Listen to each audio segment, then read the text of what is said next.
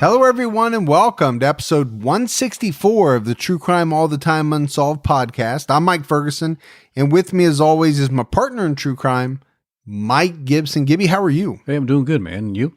I'm doing great. That's awesome. You and I had some delicious pizza. We did. For dinner. I don't know why I always talk about what we eat, but you know that's a big part of my life. It is a big part of your life. I'm a foodie. You are a foodie. Not so much making it, but consuming it. You're a consumey-fumi. Consumey foodie. Okay. We'll go with that. You've just created a new category. I did, man. And you'll probably get your own TV show named after it. It's in the works. It's in the works. Gibbs, our Patreon support continues to be out of this world. It is. Just so unbelievable. The amount of people that have stepped up and contributed. On top of that, the people that were already Patreon members, a lot of them have upped their donations. Yeah, we absolutely appreciate that. Then we have the people that just, they stick with us month after month. So all of it is amazing.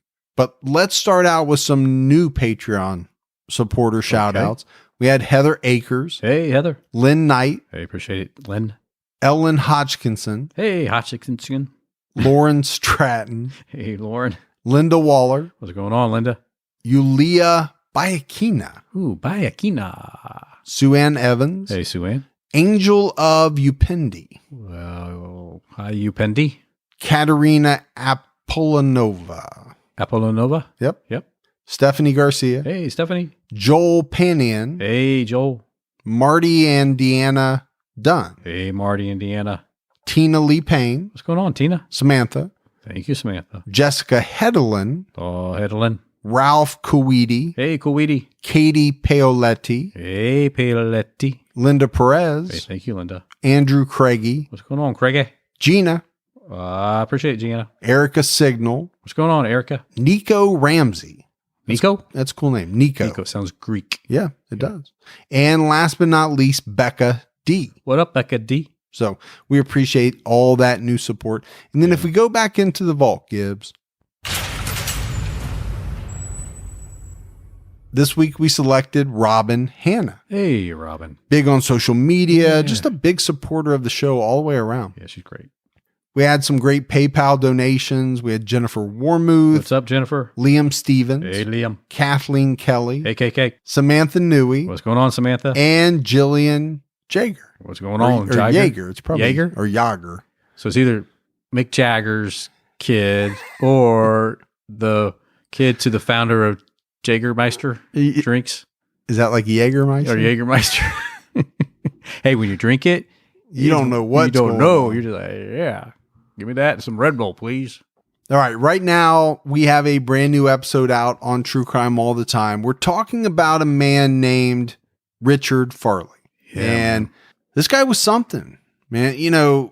Not a bad childhood, not one of those cases where you're looking at this kid at 6, 8, 10, 12 years old and thinking, all right, he's headed down a bad path. He's going to amount to nothing or end up, being a killer. Right. Essentially had a good job, had a house, but fell in love with a young woman at work and just literally became obsessed with her. Yeah. Began stalking her. And, over a number of years, it culminated in a mass murder at his place of employment. A tragic event. It is tragic, but fascinating at the same time. Yeah. The stalking and the lengths that this guy went to and what this woman had to put up with over 3 or 4 years. Oh, man. I don't know how she made it through all of that. Yeah. So, I think people they won't like what happened. Right. But it's hard not to be fascinated by the series of events that led up to what ultimately happened. Yes. All right, Gibbs, are you ready to get into this episode of True Crime All the Time Unsolved? I actually am. We have a couple of cases. We do. For everyone in this episode. The first case is the 1986 unsolved Ringheim murders. And the second one is the 1968 unsolved Walker mass murders committed by arson. This is different from the Walker family massacre. Absolutely. Yeah. And that's the a same. case that we've already covered. We covered years ago on Unsolved. Right. So let's start out with the 1986 unsolved murder of Harve Ringheim, who was 41 years old, and his second wife, 29-year-old Keiko. And Gibbs, this is kind of an interesting story of how these two got married or ended up being married. Very interesting. In the 1970s. Obviously, Keiko was younger at that point. She was an exchange student from Japan who lived with Harve and his first wife. She ultimately, went back to Japan at some point, but she returned to the U.S. in 1984, reconnected with Harve, and they fell in love and married in 1985. Harve and Keiko lived in the city of Dublin, California. This is located in the East Bay area. So we're talking about, a little bit east of San Francisco. Yeah. Nice little area over there. I will take your word for it. I assume it is. I've been to California a number of times. I've never been to San Francisco. I've never been to the Bay Area. Really? Never been to San Francisco, never been to Oakland. I've been to other places, San Diego and LA and places like that. Southern Cal? Yeah. Yeah. Harve was a local veterinarian at the Diablo View Veterinary Hospital in Pleasant Hill. They lived in a house located at 7168 Brighton Drive in the neighborhood across from the Dublin High School. In 1986, the homes in this neighborhood were worth, somewhere around the $100,000 mark. It's a good amount. Yeah. For a home back in the 1980s. What do you think that value would be today, Gibbs? Well, you're talking cash, it's like $250, but if it was talking about the home, around $550. Now, are you factoring in California real estate? Absolutely. Okay. Because that is California real estate is all to itself. Yeah. There is no other state like California when it comes to real estate values and how they can skyrocket out of control. I think when people from California come to our market, they cannot believe how much house they get for the money. I remember the first house that my wife and I bought when we got married, probably, I don't know, $60,000 or $70,000. It was a little ranch, right? 2 or 3 couple bedrooms. In California right now, that house would probably be, I don't know, $600,000-$700,000. Yeah, so easily. And today here, it probably would still only be maybe 100. Yeah. I don't even know if it'd cost that much today. It's just so bizarre to see because, that's what you and I have always done. Yeah. Your previous career, my current career, Right. we've always dealt with real estate across the United States. Harve had 2 daughters from his previous marriage. And in 1986, Amy was 13 and Beth was 9. Amy and Beth visited their dad and stepmom, spent time with them about every other weekend. And I think that's pretty normal. Yeah. In the case of children who come from divorced parents. Friday, January 24th, 1986, Harve's youngest daughter, Beth, was dropped off by her mom in his driveway. She went into the home through the already open front door, and then her mom drove off. As Beth entered the house, she saw a horrific sight. It was her dad and stepmother. They were both dead in the living room. And at first, Gibbs, I think Beth thought this was a joke. This was a prank because her dad and stepmom were known. Yeah, they would do that sometimes. To pull pranks on her and other people. But this was no prank because as she got closer to them, she quickly realized, you know what? This is no joke. She knew they were both dead. Beth was in a panic and she ran outside screaming to see if she could catch her mom on the street because this all happened very quickly. Exactly. She's probably thinking, okay, maybe my mom's still pulling away, but that wasn't the case. Her mom was gone. So she ran across the street and she told the neighbors to call for help. And the neighbors did call police. Police were on site by 5:24 p.m. And once they got there, they secured the site. Police entered the home and they found Harve and Keiko Ringheim in the living room. Harve's hands and arms were duct taped behind his back. He had been stabbed 10 to 12 times in his head, his neck, and chest. About 2 to 3 feet away was his wife, Keiko. She also had her hands and arms duct taped behind her back, and she had duct tape across her mouth. But Gibbs, she had been tortured in a bucket of water. Essentially, she had been waterboarded and then strangled to death. Her head was found submerged in the bucket of water. Kind of brutal. It's very brutal. Mm-hmm. But the home was in order. There didn't appear to be signs of a struggle. I mean, there were a few doors that were opened that kind of looked ransacked. Police didn't think that really anything had been stolen, and it didn't appear that there had been any type of forced entry. Near the bodies were Harve's wallet and Keiko's purse, and both had been emptied. Police were unable to lift any fingerprints from the scene. They did talk to neighbors on both sides of the Ringheim house. Both sets of neighbors said that they heard some, what they believed to have been muffled shots around 1 p.m. Which is kind of strange since neither one of the victims had been shot. Well, that is strange. Yeah. And they didn't find any evidence of a gunshot. It's not like they found a bullet in the wall and could make the assumption that, okay, the intruders had a gun. They were using that to coerce the Ringheims into doing what they wanted them to do before they could tie them up. Right. That's a good point. Where'd the shot come from? Yeah. What did they hear? Because it's one thing for one person to say it, but when two neighbors on different sides of the house say, yeah, we kind of thought we heard the same thing. Yeah. Very odd. It is very odd. One neighbor told police that he saw someone in the Ringheim front yard around 7:30 to 8 a.m. that morning. Investigators also discovered that Harve was last seen at the local car wash around 10 a.m. Well, I think he was up there cleaning up his car because they just came back from a ski trip the night before. Maybe get all that grime off the car. That's what most people do at a car wash. Yeah. But you said he was probably up there washing his car. Yeah, probably. I figured he probably was. Yeah, you know. But you added the details of the ski trip and why he was there. Right. And that is the important part. That's a real important part.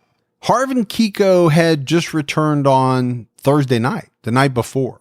So police went door to door, talking to neighbors to see if anyone saw or heard anything suspicious. They also canvassed the high school, questioning students and staff to see if they saw or heard anything.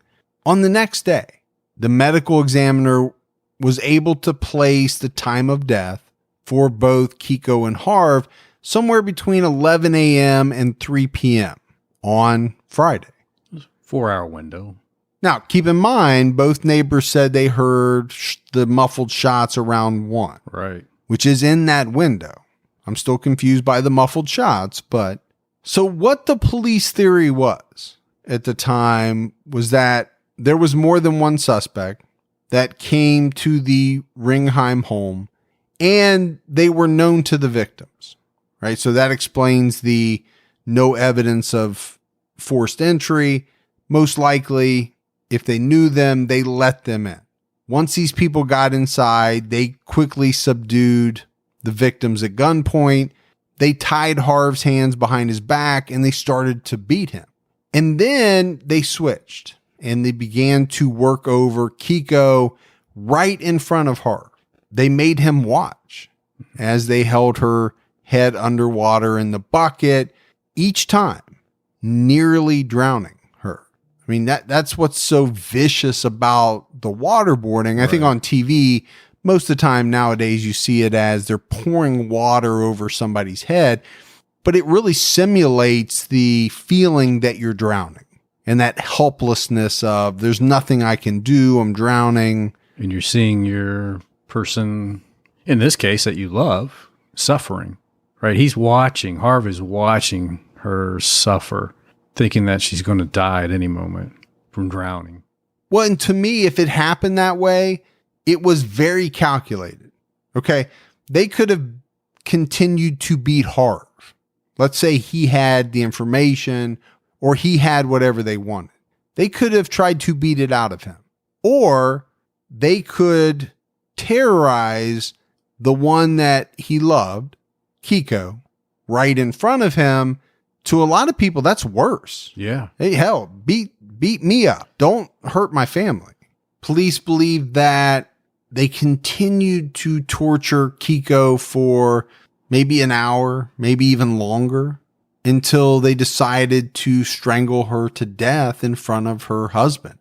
Then the suspects proceeded to stab Harve repeatedly in his head, his neck, his chest, over and over until he died. At the time, police thought that the suspects were torturing Keiko in front of Harve to get him to tell them some important information. I guess that's where my head was going too. Right. Why else would you do that? Because the husband has what you want, either something physical or information out of his head. Right. You want it, and you rightfully so figure out that the easiest way to get it is to torture the person that he loves the most. Yeah. He can be tough with himself maybe, but now he sees you're torturing, this innocent person that he loves. Yeah. That's real different. Yeah. Right? Yeah. Oh, absolutely. I mean, you can be a tough guy and you can take a beating, but the toughest of guys don't want to see their wives get hurt, their children get hurt. It's a toughness that you can't always battle through. Yeah. You typically crumble, right? Yeah. Yeah. I think a lot of people would. 3 days after the discovery of the bodies, the local police, they didn't have any leads into the murders of these two victims. And obviously that's very frustrating, not only for the police, but for the victims' family and friends as well. Yeah. You want to know what happened here. What's going on? You just tell me some people walked in here, tortured, murdered this couple, and then disappeared. And we don't know why. And we don't know why. I think that's the bigger frustration. Yeah. At least for me it is. I'm like, but why did they do this? Yeah. So there's a lot of things that they don't know. They don't know who did it, but they also don't know why. If it wasn't a robbery. Now they did take the contents of the wallet and the purse, but it sounds to me, Gibbs, like there were a lot of other things in that house. Yeah. That the perpetrators could have stolen. They didn't. Why?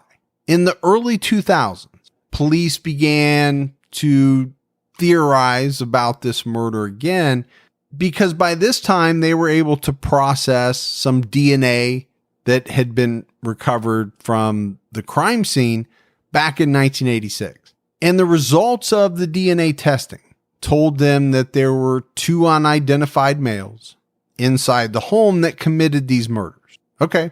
That's still in line with their original theory. Yeah. They thought it was most likely more than one person. The DNA samples at the time, though, were not large enough to provide any other info. So their theory did change, and it kind of morphed into them thinking that these suspects were already inside the home torturing Keiko for information when Harve came home, either from the car wash or someplace he went after the car wash. We don't know. They grabbed him and they beat and murdered him in front of Keiko. Then they continued to torture her, trying to get whatever information they wanted until they strangled her to death. It's kind of just a reverse of what they originally thought. Yeah, I think you're right. It's essentially a flip-flop of their original theory. Right. It's still multiple perpetrators. The victims are murdered in different orders. And now it seems as though in the new theory, the information that they're looking for is held by Keiko. Yeah. And not Harve. But with both of these theories, what we still don't know and what police don't know is, okay, what information were they looking for? What were they trying to get? We mentioned the emptying of the wallet and the purse. Okay, technically you're robbing. Right. It's a robbery. Yeah, yeah. You're stealing something. But you're not taking, like you said, they didn't take any other valuables in the house that the police are aware of. No, and if you're talking about a cat burglar or, somebody that does home invasions or robberies, they're probably going to take more than that. You're not killing two people over the contents of a wallet and a purse. Yeah, you're not going to spend that amount of time torturing and all that and then kill them and then go, okay, hey, I got the wallet. I got the credit cards. We're good. Let's go. There's no need to torture people for a simple robbery of a small amount of cash. One thing that investigators had to consider was whether or not the Japanese Yakuza was involved in this. Could they have tortured Keiko for information about something that happened before she moved to the U.S.? Yeah. They had to consider it. Number one, the Yakuza was operating in the Bay Area at the time. Sure. They were competing with their Chinese rivals, the Wo Hop 2 Triad. In the early 2000s, the state of California offered a $50,000 reward for any information leading to an arrest and conviction in this case. Other people over the years have speculated that maybe this was a drug deal gone bad, or again, some type of botched robbery. I think the problem with both of those, right? When you talk about drug deal gone bad, there was no evidence that these individuals were involved in drugs. There was there was nothing to connect them to drugs or a drug deal. And the botched robbery, unless there was more money, right? There was a large stash of money hidden in the house somewhere and somebody knew it. The botched robbery doesn't really make that much sense. No. But that is possible. There are some people that keep large amounts of cash in their home. And maybe they thought, whoever these suspects were thought, Harve and his wife had a lot of cash hidden in there, or somehow heard through the grapevine that they had a lot of cash. They kept a lot of cash in their house. And when they went there wanting it and they didn't produce it, they thought, well, we'll torture you to get that out of you. And maybe they just didn't have it. That's the thing. You're wanting something I don't have. You can torture us all you want. I can't produce it. And could it be that they, at a certain point, they're too far in? Right. We've bound, we've beaten, we've tortured. We can't leave these people alive. Yeah. It's a good theory, right? Yeah. I mean, that's the thing about these unsolved cases. It's all speculation. Yeah. Oh, absolutely. It's speculation based on the facts that you know. The problem is you just don't have as many facts as you would have in a solved case. It's also the reason why some people really like unsolved cases, because you can play the detective on your own, right? The facts are not fed to you. Right. And the outcome is not fed to you. The facts may be, but the outcome you have to try to come up with on your own. But this case is still unsolved. And, it's one of those that, hopefully we'll get answers to one day. Amy and Beth certainly deserve answers as to what happened to their dad and stepmom. Right now, this case sits with the Alameda County Sheriff's Cold Case Unit. So, if there is anyone out there that has information on the case, that's who to call. Yeah. Yeah. And like you said, maybe because they have some DNA. I don't know if it's good enough for them to run any further test on. I think as technology has gotten better, my understanding, and I could be wrong, Gibbs, my understanding is that the technology has also allowed them to get samples from things that they couldn't have in the past. That increase in technology has worked that way too.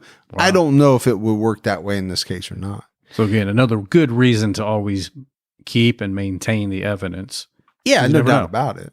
Yeah. But there's a lot of things we don't know. We don't know if they used it all up in that first run of testing.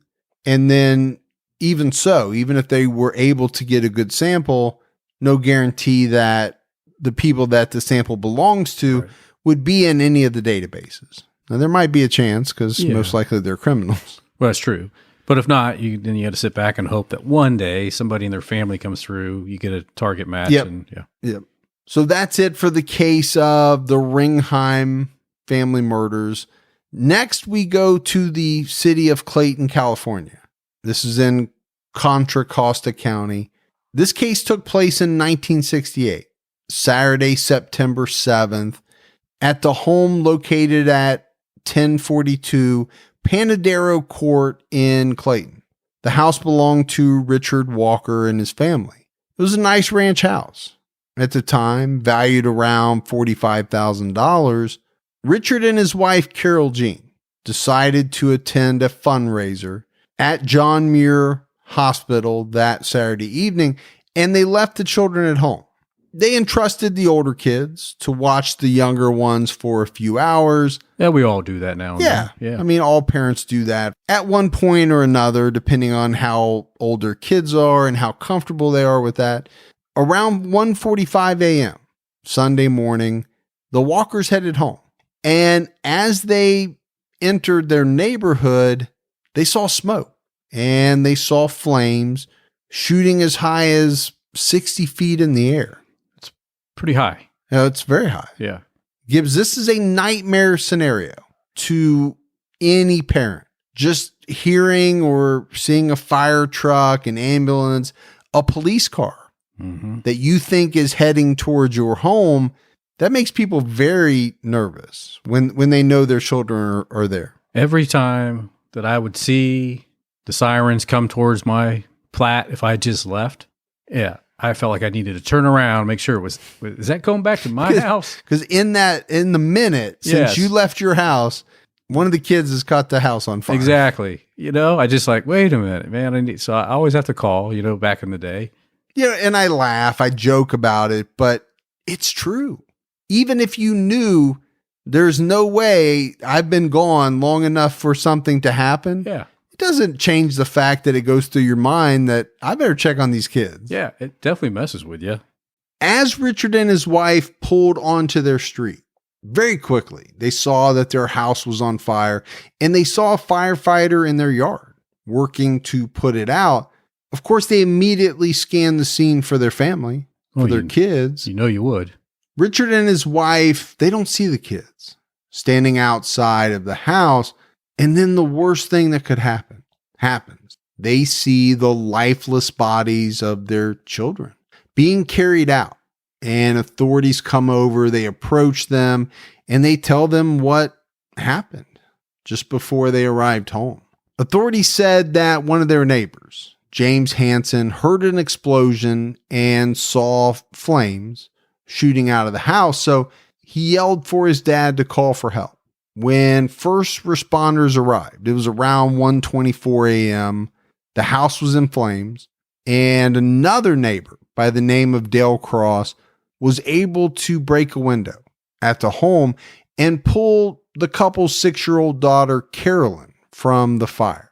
Their 9-year-old son, Carlton, had picked his sister up and pushed her through the window to this neighbor. The neighbor, Dale, he tried to get Carlton to jump through the window to safety. Yeah, he's like, come on, come with me. Let's go. But Carlton wasn't having it. I mean, this kid's 9 years old. Yeah. And he yelled to the neighbor that he was going back to save his other siblings. And we haven't mentioned it yet, Gibbs, but there were 6 kids that made up the Walker children. It was a mix of kids from previous marriages. So as the authorities are explaining this to the Walkers, they say Carlton didn't make it back out of the fire, and neither did any of the other children. Had to be heart-wrenching to hear that. Oh my gosh. You're gone for one night, and you lose almost everybody in your family, just like that. To lose one child. Terrible. Yeah. Heartbreaking. Yeah.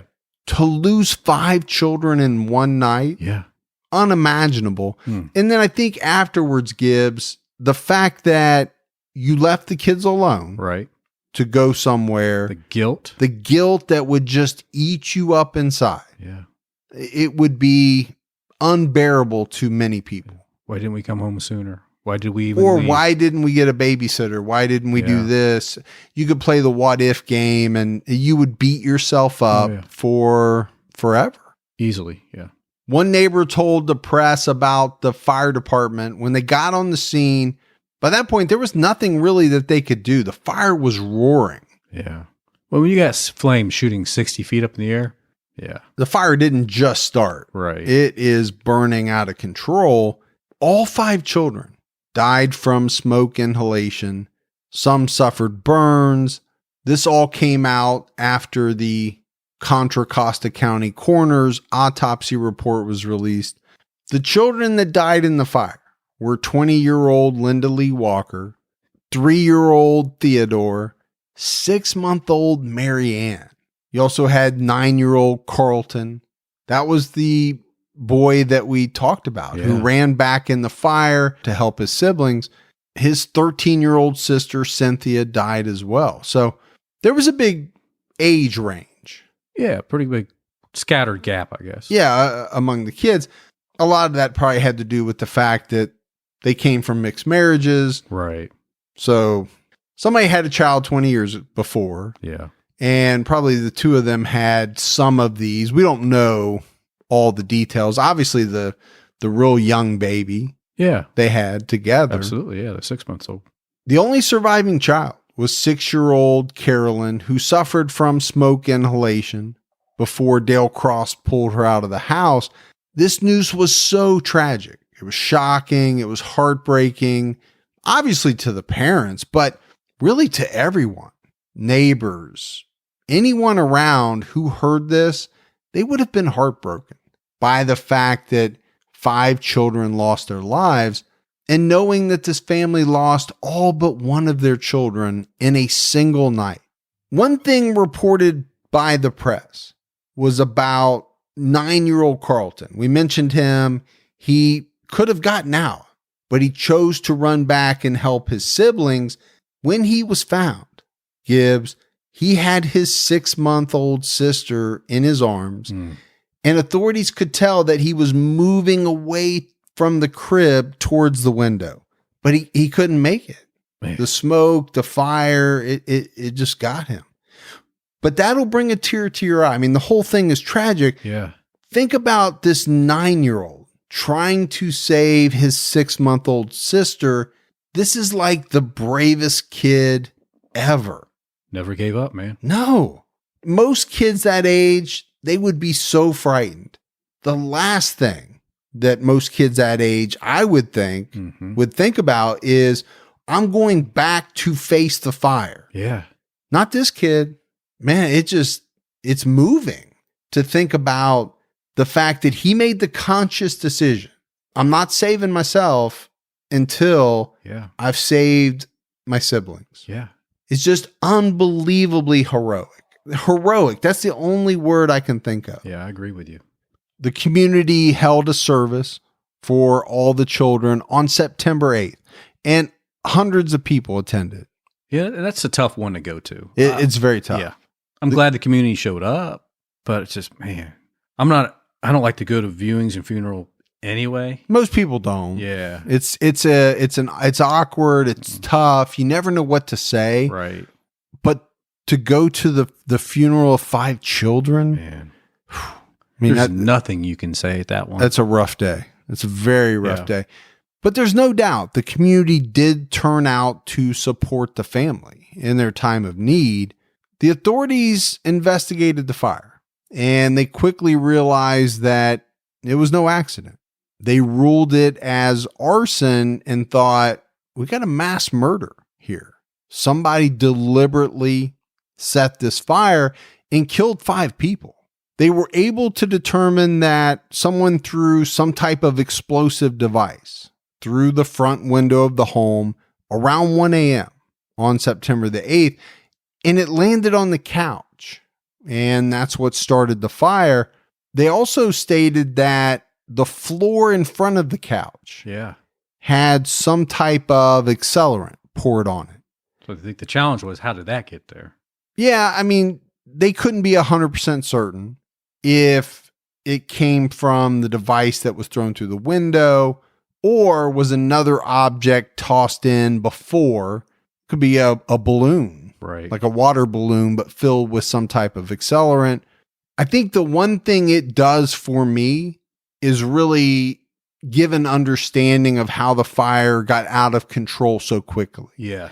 You know, when you talk about flames being 60 feet in the air, the fact that the firefighters were on scene pretty quickly, right, and there was nothing they could do, it's because this fire just took off and accelerated because of, the accelerant so quickly. Got out of control. And for none of those kids to be able to get out. Yes. Yeah. Everything just happened so quickly. Yeah. Authorities put out a $5,000 reward for any information leading to the arrest of the person or persons who started the fire. Gibbs, this was, and probably still is, the area's largest homicide case that's ever happened in the city of Clayton. Police interviewed neighbors. They interviewed city council members. We haven't talked about it yet, but Richard Walker was a city councilman. They interviewed Richard's employees and contractors, but they came up dry. It just seemed as though Richard and his family didn't have any enemies. They were well liked, and they were very well respected in the area. You said there was no reason for somebody to try to burn their house down. There was no logic behind it. There was no reason that the authorities could find at all. The only suspect to be looked at in this mass murder was a man named John Sapp. And this happened many years after the arson and mass murder took place. And the only reason that occurred is because, and I know you love this, you love when those guys are sitting in prison, sitting in jail, they want to make a deal, and they say, hey, we heard this guy say he committed that arson. He's the one that caused that murder of those kids. And that's how this got rolling right here with John Sapp. John Sapp grew up in the city. Went to Clayton Valley High School in the mid-1960s. He was only 15 at the time of the fire and had been recently released from a juvenile facility. But the Contra Costa Superior Court judge who sent him to juvie lived just a few doors down from the Walkers. So obviously that probably would have piqued the interest of investigators. Sure. And Sapp also lived just a few blocks away. So he could have easily walked there that night. Police's theory is that Sapp was upset with the judge for sending him to the juvenile facility.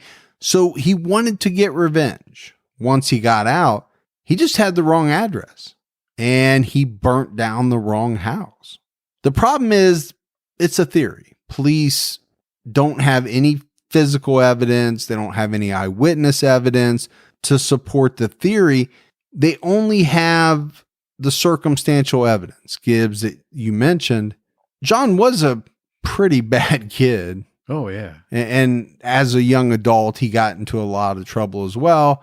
He stole. He was a drug dealer. He did all kinds of things. Right. Of course, he'll get worse as he grows up. But at that time, as a kid, he was still a bad person. Yeah. Yeah. Now, it wasn't hard for police to find John Sapp. Sapp was sitting in a prison cell at San Quentin State Prison. He was on death row for killing 3 people. He murdered his ex-girlfriend, 24-year-old Elizabeth Duarte, and 2 friends, 35-year-old Robert Weber and 22-year-old John Abano. Police were trying to connect Sapp to a number of homicides in the area. Yeah, he was a pretty bad guy. Yeah. Yeah, they were fanning out across the state. This is, what they thought of this guy and what he was most likely capable of. He was interviewed by police several times about the Walker family arson and murders, but he has always claimed that he had no involvement. He doesn't know anything about the arson murders. Now, he admits that he's a killer. Yeah. He also admits that he was an arsonist. So he's fitting all the right criteria. Yeah. And the thing about this guy is, unlike some people, he's not trying to hide it. Mm-mm. He's actually pretty eager to tell people all of the bad stuff that he's done. It's almost as if, he gets a thrill out of revealing what a bad guy. Let me boast about myself a little bit. Let me tell you what I do. He's not apologetic about any of the stuff that he did in the past. He just will not take responsibility for these murders. Now, there's a couple reasons for that. Possible reasons.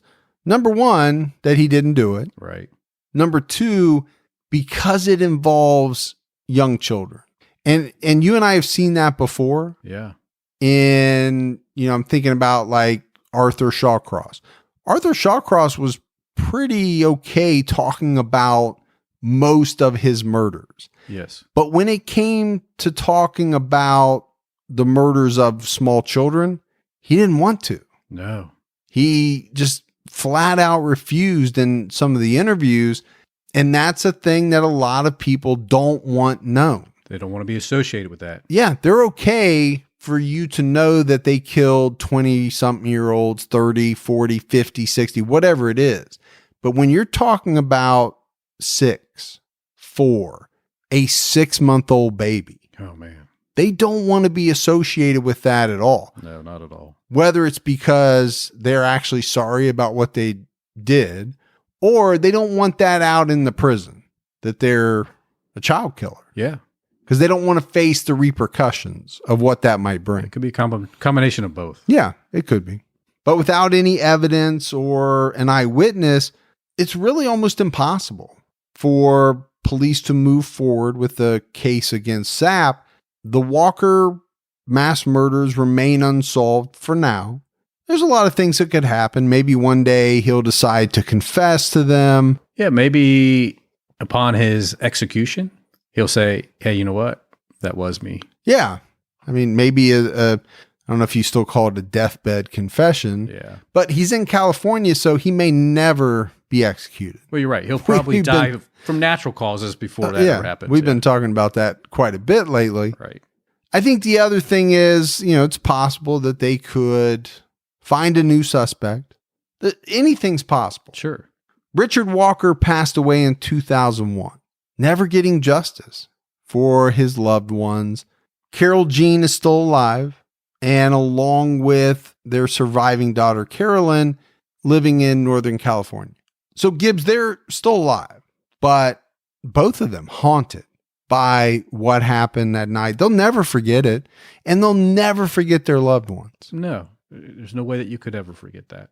In interviews, they've said, yeah, it's been hard over the years, but they said they've tried to move forward each day the best that they can. I don't know what else you can do. Really you can't fix it. Mm-mm. You can't bring them back. You still have a life to live. Right. That's easier said than done. When you go through something like that, Yeah. the site where the fire occurred has been rebuilt with a new 5,000 square foot home. Little McMansion. That's a tough one for me. Okay. Did you get a great deal on the land, the property? Yeah. Do you want to live on a site where you know that 5 people burned to death? Yeah, I wouldn't want it. I personally would not, but it's not the same house. It's just on the same land. Yeah. It's kind of like we talked about it with Gacy on TCAT. Right. So they raised his house. Yeah. You want to buy that property and build a house on top of. Now, Gacy's a little different. He buried people underneath. But Yeah. Still, I just would skip. it's such a tragedy that I feel like I'd be thinking about it. It would be in my head from time to time, and I wouldn't want it. I just wouldn't need to, go through that. So I would just find a different place. There's other places to buy. But if you're not familiar with it, if you didn't know, somebody's going to tell you, and you're going to have spent all this money to buy the land and to build this 5,000 square foot home to then host a party where all these people are telling you what happened. well, did you not know what happened here? No, I didn't. But now I do. And now what? And do you not think it's going to be a hard Resale? house to sell later on? I don't know. Anyone with information about this case is asked to call the Concord Police at 925-671-3030 or the anonymous tip line, 925-603-5836. So that's it, Gibbs. That's it for our 2 cases for this episode, the Ringheim murders and the Walker arson mass murders, both extremely sad cases. Yeah, they really are. There's interesting aspects to both. When I look at the Ringheim murders, that one's got me baffled from the standpoint of what were they after? Yeah. Why the torture? Who was tortured and who was killed first? Yeah, who was the real target? Yes, I think that's the one thing that I'm really stumped about when it comes to that case. When it comes to the Walker family murders, I'm really interested in this Sapp character. Right. And this whole story about he was a troublemaker. Yeah. It's well documented. I don't think anybody disputes that. At 15 years old, he was a troublemaker. Yeah. The fact that the judge who sent him away lived down the street, and this theory of, okay, he gets out of the facility, he's pissed. Yeah. He wants revenge on this judge. Probably writes the wrong address down, but or reverses a couple numbers, ends up at the wrong house. Well, I'm assuming he was not a Mensa candidate. Well, probably not. And he probably made a mistake. Yeah. And will admit to some murders that he's done, but will not take credit for murdering children. Yeah. It just... He's a tough guy, right? Yeah. He's a big tough guy until it comes time to admit that, hey, this is what really happened. Maybe he didn't do it, but... We don't know. We don't know. There's a lot of things that kind of fit, though. You can... do they fit, or are we making them fit? That's always the question that I have to ask myself. There's things that line up. But he knows how to do arson. He admits he's an arsonist. Sure. He had reasonable cause to do it. He had history with the judge. Those are all facts. Yeah. It doesn't prove anything. That's the problem. No. That's what makes it so interesting, though. But you're right. You want it to fit. You want that to fit in the box, because you have nothing here, or you have this. It looks pretty good. And you can shove it in that box and make it work. And you can take the jigsaw puzzle that looks like it fits, and you can just jam it. Oh yeah, with your fist until it fits. That's the thing that I always have to be careful about. Right. Now, we're not solving the case anyway. We're just talking about possible theories. We got some voicemails, Gibbs. You want to check those out? Yeah, let's hear them. Hey guys, it's Tabitha Carl from Somerset, Kentucky. Go Cats. I just wanted to say that I love your guys' podcast, and I want to say I'm Team Mike because he's a Cats fan, but I like Gibbs because he's just hilarious. So I guess I'm Team both of you. All right, thanks. Bye. Somerset. I grew up down on Somerset, down at Leeds Ford's Marina. You were down there quite a bit, weren't you? I was, yeah. Well, we appreciate it. Yeah.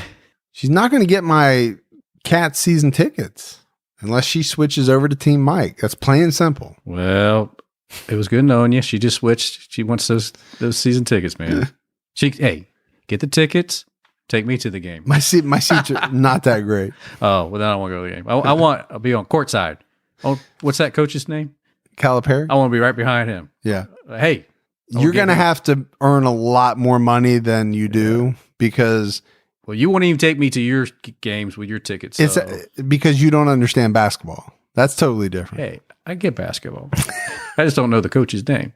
Hey, this is more of a message for Fergie, but I also have a teenage daughter that is not too keen on the social distancing thing. We tried doing, bonfires and stuff like, what you were suggesting last time, and I swear to God, every time I went in the house, they got like an inch closer. It's kind of crazy, but, I think we're doing what we gotta do. So thank you guys for everything you do, and I appreciate you guys keeping us informed on the true crime stuff, because I love it. It gets me through my day, and I will talk to y'all later. Stay safe and keep your own time ticking. Bye.